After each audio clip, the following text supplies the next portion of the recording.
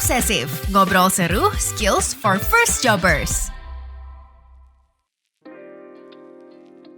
Hai teman obsesif, di musim terbaru podcast Obsesif, kita akan ngobrol seru seputar pengembangan diri, soft skills, dan persiapan karir khusus untuk kamu para fresh graduates dan first jobbers. Makanya, biar nggak ketinggalan, jangan lupa untuk follow, nyalakan notifikasi, serta beri rating terbaik kamu untuk podcast Obsesif di Spotify. Welcome back teman obsesif. Di episode sebelumnya kita sudah membahas tentang entrepreneurship in the digital era. Sebuah rangkuman singkat terkait beberapa pesan dari pembicara di Kompas Fest 2022 yang digelar oleh Harian Kompas di M Block Space Jakarta tanggal 19 sampai 20 Agustus 2022 kemarin.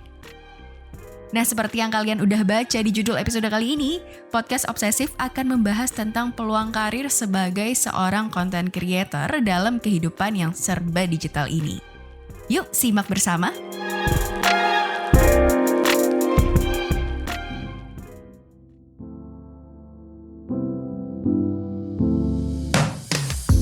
Teman obsesif, media sosial kini bukan hanya lagi sebagai tempat berbagi informasi, tapi juga bisa menjadi tempat untuk kamu bertumbuh dan menata karir.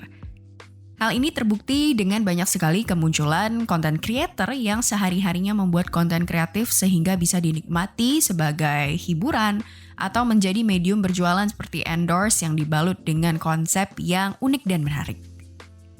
Pastinya jadi content creator itu nggak semudah yang kelihatannya ya. Harus banyak punya ide, ngikutin tren yang selalu berubah-ubah, serta harus punya keunikan yang bikin kontennya berbeda dengan content creator lainnya. Nah, salah satu content creator terkenal adalah Natasha Keniraras, yang juga pada kelas online Kompas Fest 2022 kemarin berbagi cerita mengenai pandangannya tentang konten dan apa yang membedakan dirinya dari para content creator lainnya. Sebenarnya konten sosial media itu kan materi, dokumen, gambar yang kita posting, kita distribusikan, dibagikan melalui situs-situs media sosial. Tapi sebenarnya nowadays itu bukan cuma sekedar foto sama video aja, tapi ternyata konten itu memiliki dampak yang jauh lebih besar dibandingkan hanya sekedar foto dan video. Jadi akhirnya ketika kita udah punya personal branding yang disukai oleh audiens kita, sebenarnya nih trending atau enggak itu akhirnya enggak jadi masalah gitu. Aku tetap aja tuh dapat engagement yang bagus dari audiens aku dikarenakan aku udah memberikan keinginan audiens aku dengan memberikan personal branding yang sesuai dengan keinginan mereka gitu. Kita dengerin request dari audiens kita maunya apa, kita explore di situ. Dari situlah kita bisa dapat konten yang otentik. Nah, jadi jangan khawatir ya teman obsesif, asal kamu tahu apa yang menjadi kelebihan kamu dan kamu ingin dipandang seperti apa melalui personal branding, pastinya kamu akan menemukan sendiri nih hal yang membuat kamu berbeda dengan creator lainnya. Dan sekarang konten pun bukan hanya sebatas foto atau video yang diunggah aja nih, tapi bagaimana impact-nya terhadap audiens kita. Nah, ngomongin soal foto dan video, siapa sih yang nggak kenal TikTok? Salah satu platform media sosial yang beberapa tahun belakangan ini booming banget, tempat para content creator berkarya, mulai dari konten yang bentuknya video hiburan, tips praktif, ngomongin games, ngomongin cerita horor, dan lain-lainnya. Dan memang katanya sih belum sah ya jadi content creator kalau belum nyemplung ke TikTok. Tapi apa sih sebenarnya kunci supaya konten kita bisa menarik banyak orang di antara jutaan konten lainnya? Eva Alicia, salah satu content creator di TikTok ini, membagikan caranya di kelas online Kompas Fest kemarin. Yuk simak! Kalau di TikTok ada rule yang namanya 1-3-5-8. Kamu sebagai kreator cuman punya 1 detik untuk menggait audiens kamu. Untuk bikin audiens pengen nonton video kamu atau enggak. Cuman butuh 1 detik. 3 detik itu untuk bikin audiens kamu berpikir. Mereka itu mau lanjut gak nonton video kamu atau enggak. Detik kelima, mereka memutuskan apakah mereka akan lihat akun kamu lebih dalam atau enggak. Dan di detik kelima ini, mereka sudah memutuskan mereka tuh suka kamu atau enggak. Dan di video ke-8 itu adalah waktu dimana mereka memutuskan mereka mau follow kamu atau enggak. Nah, dicatat tuh ya teman obsesif, 8 detik pertama dari video yang dibuat seorang content creator itu sangat menentukan apakah audiensnya akan stay untuk nonton videonya atau enggak. Jadi usahakan selalu kreatif ya. Dari data banyaknya pengguna TikTok, terbukti kalau visual itu banyak menarik audiens untuk selalu engage dengan kontennya. Tapi gimana nih dengan mereka yang ngerasa pengen jadi content creator, tapi kalau bikin video atau ngunggah foto itu lebih banyak menguras tenaga karena membutuhkan lebih banyak step dan keahlian. Atau ya masih kurang percaya diri aja kalau di depan kamera. Nah, kembali lagi ke kelas online pertama yang tadi, konten bukan hanya berbentuk foto dan video, audio juga bisa. Siniar atau podcast lagi banyak digandrungi masyarakat karena dinilai lebih praktis. Di saat kita beraktivitas, kita tetap bisa kok up to date dengan mendengarkan podcast. Kayak konten podcast obsesif yang lagi kamu dengerin sekarang, ya kan? Walaupun kemarin gak sempat datang ke Kompas Fest 2022, teman obsesif jadi tetap tahu kan beberapa bahasan menariknya? Nah, buat kamu yang mungkin malas ngedit video atau gak suka tampil di depan kamera tadi, kamu juga bisa memulai karir sebagai content creator dengan menjadi podcaster. Intinya nih, untuk menjadi content creator, teman obsesif harus bisa menyampaikan tujuan cerita kamu, entah itu bentuknya visual atau audio aja. Makanya content creator itu sebaiknya menguasai teknik storytelling yang baik dan nggak ketinggalan sama tren atau isu-isu terbaru. Sama seperti apa yang Ernest Prakasa lakukan setiap kali dia merancang sebuah konten.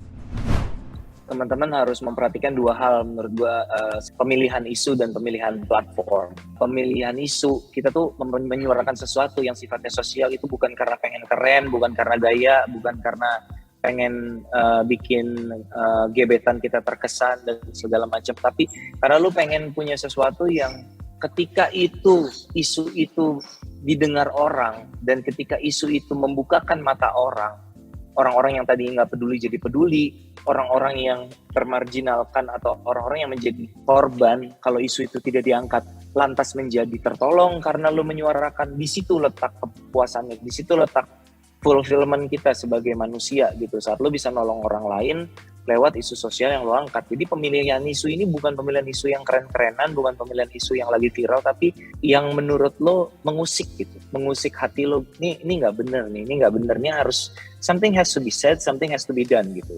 Itu pemilihan isunya. Yang kedua adalah pemilihan platform. Pemilihan platform ini terkait dengan cara kita bercerita, of course storytelling itu tadi kan. Kalau lo seneng ngomong tapi malas kelihatan, lo nggak pede ngomong di depan kamera, lo bisa bikin podcast atau lo bisa nulis. Lo bisa gambar di Instagram, lo bisa pakai komik. Apapun itu, pilihlah platform yang menurut lo paling sesuai dengan cara lo bercerita. Bukan platform yang menurut lo paling happening, paling viral, paling apapun. Mengerti konten, memilih isu yang tepat dengan teknik yang benar, kedua hal itu sangat penting untuk diterapkan bagi seorang content creator. Tapi yang gak kalah penting juga membuat konten yang relevan. Kadang ketika content creator mengejar kerelevanan ini dan berusaha untuk riding the wave, mereka justru melupakan kualitas konten itu sendiri. Akhirnya konten yang dihasilkan gak ngasih impact ke audiensnya, gak bermanfaat juga, dan terkesan cuma ikut-ikutan aja biar viral. Nah, di Kompas Fest kemarin, Boy William berbagi cerita tentang pembuatan di balik konten behind the scene miliknya yang relevansinya selalu Boy jaga sehingga membuat banyak orang tertarik untuk menonton. Tapi masih tetap memperhatikan kualitasnya. Yuk kita simak ceritanya untuk mengetahui gimana sih agar konten kita tetap relevan dan berkualitas. I don't know ya, kalau orang-orang bikin konten kan beda-beda. Ya kan, aku gak bisa bilang yang ini kurang berkualitas atau apa. Semua punya selera masing-masing. Cuman kalau aku bikin konten, you make everything from your heart, apa yang kalian suka, dan jangan nyinggung orang aja. You know, be careful with what you say in your contents, jangan nyinggung orang. And yeah, jangan membawa impact yang jelek, jangan teach people to do drugs atau teach people to do dumb things out there. Be positive aja as a person. Mengutip dari apa yang sudah Boy William katakan tadi nih, kalau kita itu harus terus menjaga perilaku dan perkataan sebagai seorang content creator. Karena konten kita itu dinikmati dan dilihat oleh banyak orang. Dan sebagai warga Indonesia, seperti yang kita tahu juga, ada hukum nih yang berlaku untuk mengatur dunia digital, yaitu Undang-Undang Informasi dan Transaksi Elektronik alias UU ITE. Fungsinya untuk mencegah terjadinya tindakan yang merugikan dari dunia maya. Tapi Undang-Undang ITE ini enggak membatasi kamu untuk terus berkreasi kok. Muhammad Fadil, seorang public interest lawyer at LBH Jakarta, ngobrolin soal lika-liku UU ITE, mengulik batas ekspresi di kelas online Kompas Fest kemarin nih. Pertama saya jelaskan tentang duri dalam kebebasan berekspresi, yang mana itu disinyalir merupakan bagian dari pembatasan yang sewenang-wenang ya, yaitu pasal 27 ayat 3 Undang-Undang ITE. Nah, teman-teman bisa baca di sini ya pasalnya. Di pasal ini intinya ketika kita nge-tweet, kita bikin konten, kita menyampaikan sesuatu di ranah digital, dan itu dianggap memiliki muatan penghinaan dan atau pencemaran nama baik, maka kita bisa dipenjara, kita bisa dipidana, kita bisa diproses hukum. Yang jadi pertanyaan kan, penghinaan dan atau pencemaran nama baik itu apa sih? Nah, ini yang tidak dijelaskan dalam Undang-Undang ITE ya, jadi semua digantungkan pada siapa-siapa saja yang merasa terhina, dan kemudian apakah polisi, penegak hukum lain mau memproses itu.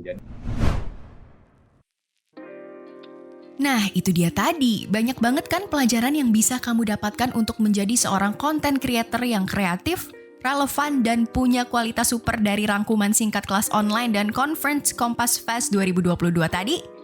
Kalau begitu, sekian episode Obsesif bersama Kompas Fest 2022 Wrap Up kali ini.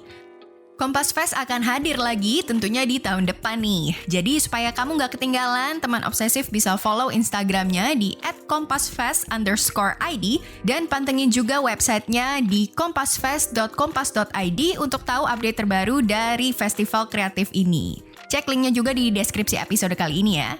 Sampai jumpa di episode obsesif lainnya. Bye!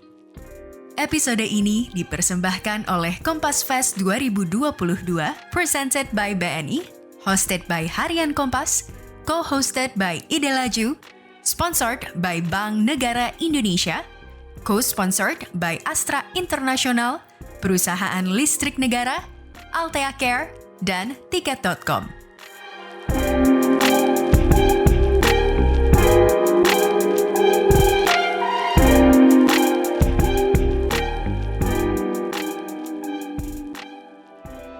Terima kasih sudah setia mendengarkan Obsesif. Ngobrol seru, skills for first jobbers. Sampai jumpa lagi.